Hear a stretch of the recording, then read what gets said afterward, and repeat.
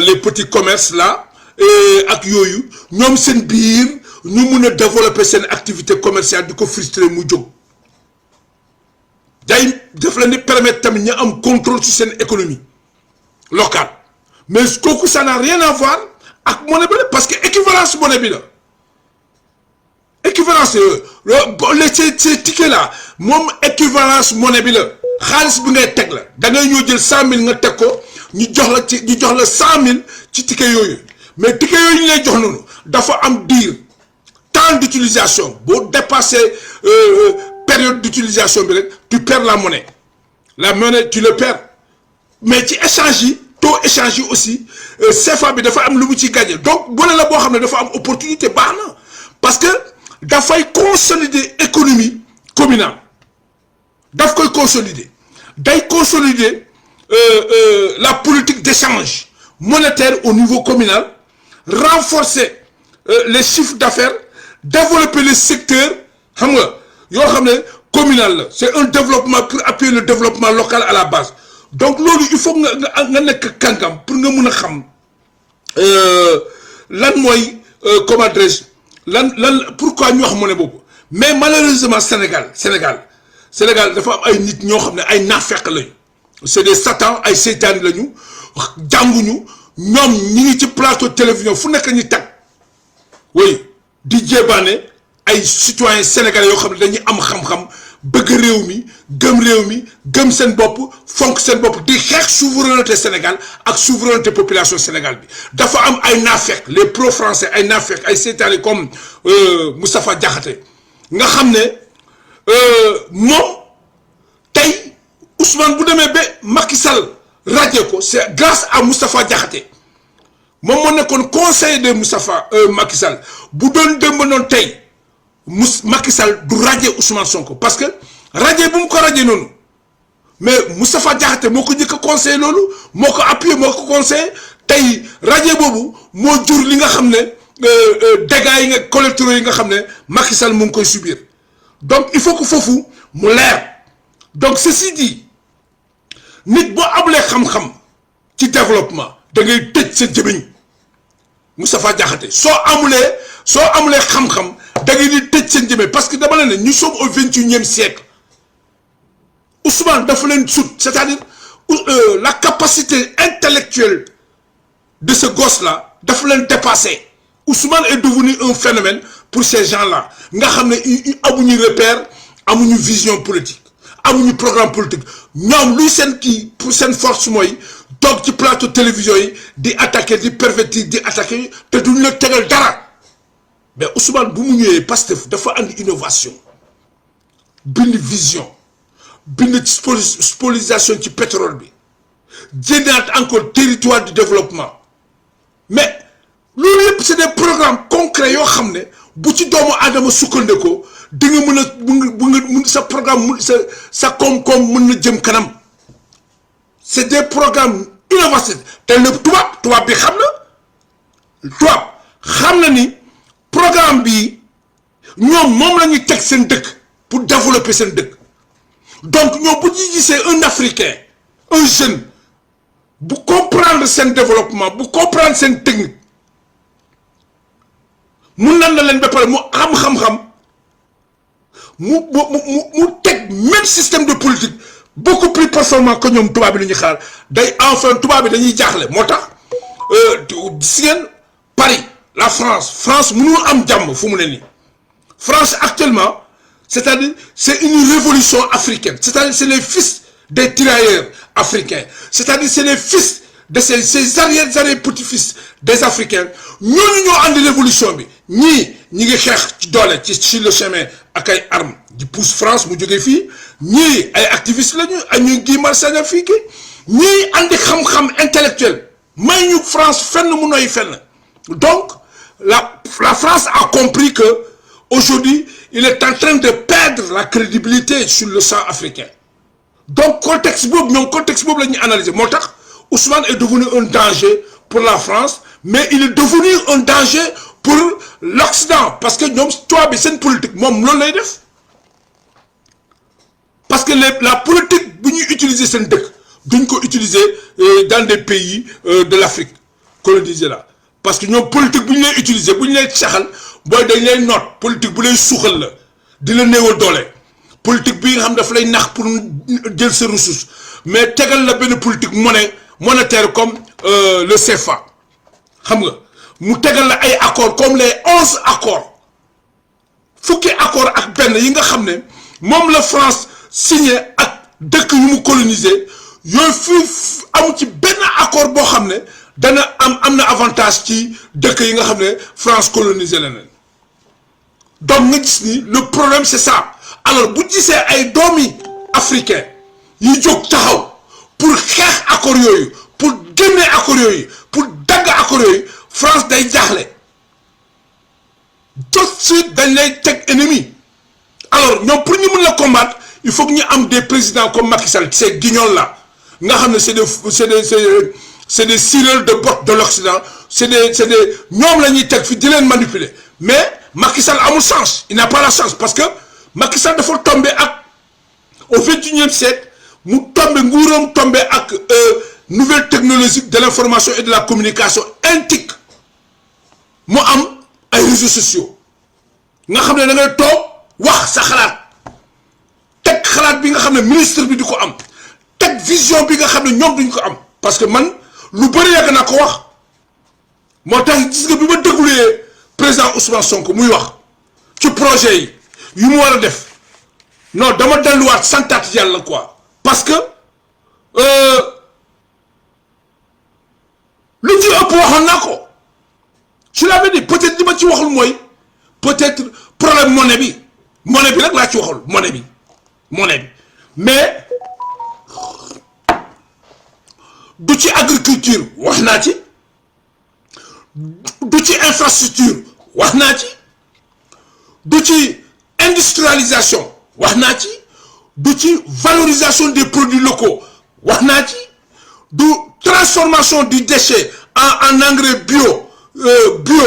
wax naa ci électrification bi wax naa ci bitumage bi wax naa ci pêche agriculture wax naa ci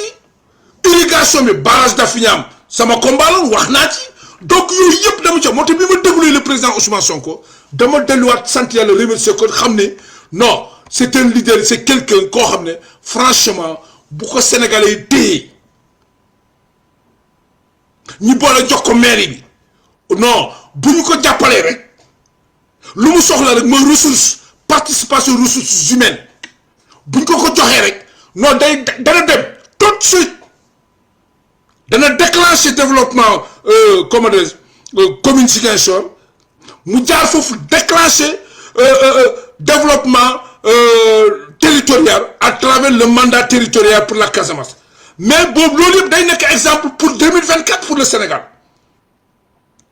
donc lu mu teg concept bu mu teg nii il faut que waa Ziguinchor ñu comprendre que il faut que Sénégalais ñu comprendre parce que moom politique bu muy incarner dafa laaj le don du soi pour la patrie c'est-à-dire une participation financière mais accompagnée d'une participation humaine c'est-à-dire citoyenneté parce que foofu la ñu Europe rawee ak américains yi citoyenneté surtout américains yi gis ngeen wër bu ñu gars yi bombardé les 2 tours américains là World Trade Center bu ko Ben Laden dóoree mais gis ngeen du sapeur pompier rek ñoo fa nekk mais les anciens commandos américains les anciens militaires américains les anciens policiers américains les anciens gendarmes américains les anciens sapeurs américains Croix-Rouge ñooñu ñëpp dañu mobiliser wu xaar ñu fay xaalis déedéet parce que dañu ñëw patriotiquement ñu mobiliser wu ñu jàppale les sapeurs pompiers ak ñooñu nga xam ne ils sont en service ñi ci ëpp bénévolat la dañuy régler problème les 2 tours de votre santé bi nga xam ne moom la benn la dóoroon ñu régler ko donc loolu patriotisme la te loolu mun nañ ko am Sénégal parce que ndaw ñi nga xam ne jeunes yi nga xam ne am nañu doole ñu ngi seen dëkkul ndënd mais li ñu manqué mooy un leader une vision un programme moom la ñu manqué les jeunes là ndaw Sénégal li problème bi ñu am mooy leader bu mel ni bu am charismatisme bu mel ni Ousmane Sonko mu am vision am programme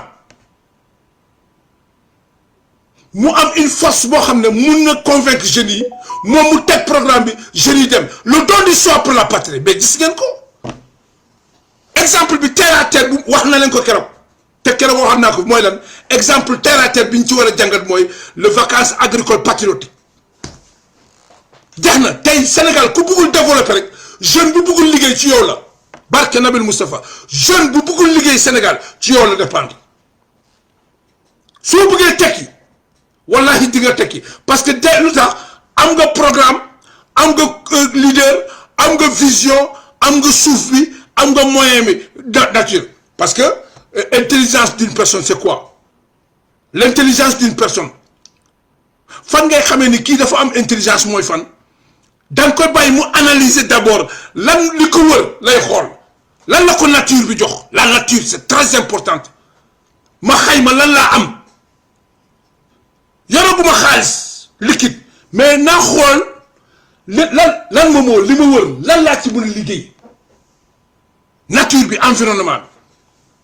bi boo demee ba xam li la nature bi jox ba pare le manque à gagner nga gestu ñu ngi koy wutee quoi moo tax jeune di Ziguinchor yi il faut gars yi ngeen góorgóorlu waa Ziguinchor mairie bi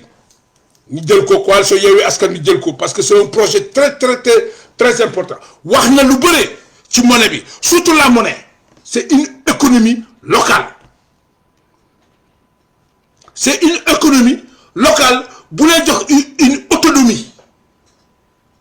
monnaie bi Ousmane Sonko wax ne souveraineté locale la lay jox c'est-à-dire ci wàllu économie koom-koom yéen xaalis bi day tourner ci yéen yow billet bi nga téye mu jógee man billet bi ma téye mu jógee mu dem ci Fatou jóge ci Fatou dem ci Alpha jóge ci Alpha ñëw ci Rama jóge ci Rama dem ci Demba jóge ci Demba ñëw ci Saliou jóge ci Saliou dellu siwaat ci man te kenn du ci perte da ngay gagner rek te entreprise yi fa nekk mooy les PME là mais dañuy sukkaleku xaalis bi kenn ko téye xaalis bi day dox day dem kon foofu projet boobu monnaie bi c'est pour régler ndóol combattre la pauvreté au niveau local au niveau dans les territoires là loolu moo tax monnaie bi jënd parce que fi nga xam ne CFA bi mënu ko egg monnaie bi Ousmane wax ni daf koy dépasser waaw maanaam su ma li ma leen ko mën a expliquer mooy CFA bi bu amee doole day ñëw ba 50 mu am 50 mu am mais monnaie bi Ousmane communautaire bu mu wax ni day ñëw ba 100 degré kon CFA bi da ngay gis ni CFA bi mënul dem ba 100 degré mais le monnaie local là da koy dépasser dem ba 100 degré ni ma leen ko mën a expliquer quoi lii mooy njëriñu le monnaie locale communautaire ñi fa dëkk noonu rek ci ñoom lay circuler xam nga pour ñi nga xam ne jànguñu par exemple ni ma leen ko mën a joxe mooy man yor naa ceeb ok bëgg naa togg añ yor naa ceeb waaye Rama am na diwlin mais amul ceeb man ma tibb si sama ceeb kilo dem jox Rama jël ci diwlinam litre mu jox ma ok pour ñi nga xam ne jànguñu gis nga xaalis bi Ousmane Sonko wax ni monnaie communautaire bi exemple bu ndaw laa ni jox rek man bëgg naa togg añ ceeb rek laa am ceeb rek la ca des dama ko war a wuti ji yoruma xaalis exemple bu tuuti rek yor naa ceeb ma war a togg Rama yor na diwlin waaye yorul ceeb damay tibb ci sama saaku ceeb kilo dem ci Rama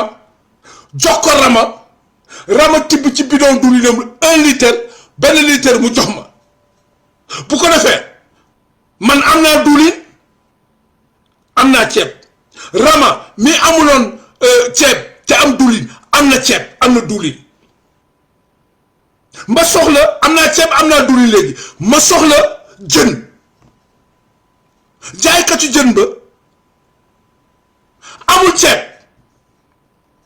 ma tëbb ci sama ceeb dem jox jaaykatu jën bi kilo sama saako jaaykat bi jël ci jënam kilo jox ma léegi man am naa diwlin am naa ceeb am naa jën waaye Rama mi nga xam ne am na ceeb am na jën am na ceeb am na diwlin te jaaykat ba amul diwlin Rama day tibb ci diwlinam yóbbul ko jaaykat ba jox ko jën exemple bu ndaw mu ngi noonu rek moo tax gis nga ñiy jënd di wax xamuñu loolu li ma leen expliquer ni tubaab mu ngi koy wooyee trot loolu tubaab di wooyee trot